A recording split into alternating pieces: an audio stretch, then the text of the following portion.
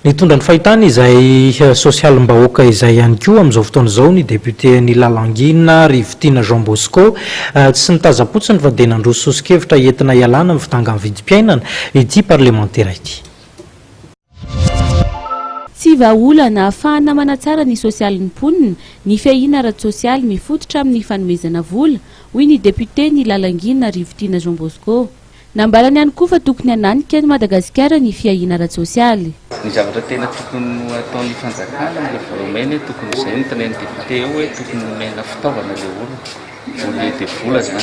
Izay ny anankiray dia faharoa amin'ilay hoe tokony atao bourse zavatra direct amin'ny vatana zany misy fizarana inona toy fitaovana antsifola ataon'ny fanjakana amin'izao toa fa na ilay fitaovana ataon'ny fanjakana amin'izao any tsy mahenika eran'ny Madagasikara fa ilay izy zany tokony nomena daholo ny olona rehefa tokony ara-potoana zany ilay fiahiana ara-tsosialy amin'izay famena amin'izay satria ilay 3 alina omena aty dia hanampiana an'ilay zaza any amin'ilay fianarana kanefa izay dafa tokony atao fitaovana fa ataoko mahenika ny rehetrarehetra samy faly zany satria misy distrika mahazo, misy distrika tsy mahazo, tahaka ny fahazoana Himo ihany misy mahazo, misy tsy mahazo dia izay ilay mampimenomena ny sombavomboka. Lahatra kokoa raha ohatra fitaovana nomena olona sy mahasambola nomena olona ary mba zavatra ara-drariny kokoa raha ohatra mahazo daholo ilay vola malagasy noho ny hoe distrika eto menao, commune eto menao, miato tsy menao.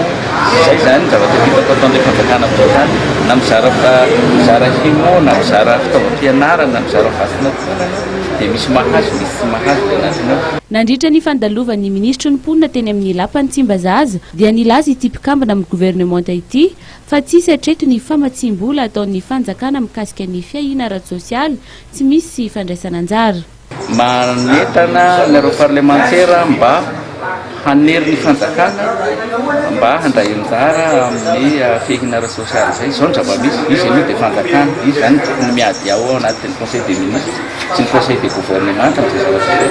Izay ny raika faharoa teto Madagasikara dia mbola tsy nisy loi de finance na lalàna mikasika ny fibola fanjakana ka niova na afaka nampidirana ny hevitry ny député. Raha tsy haivina dia nolan'iny ny antenimieram-pirenena ny alarobia lasa teo ny lalàna mikasika ny politika pirenena mikasika ny fiahiana ara-tsosialy tsy misy fandraisana anjara ho an'ny mpisitraka azy.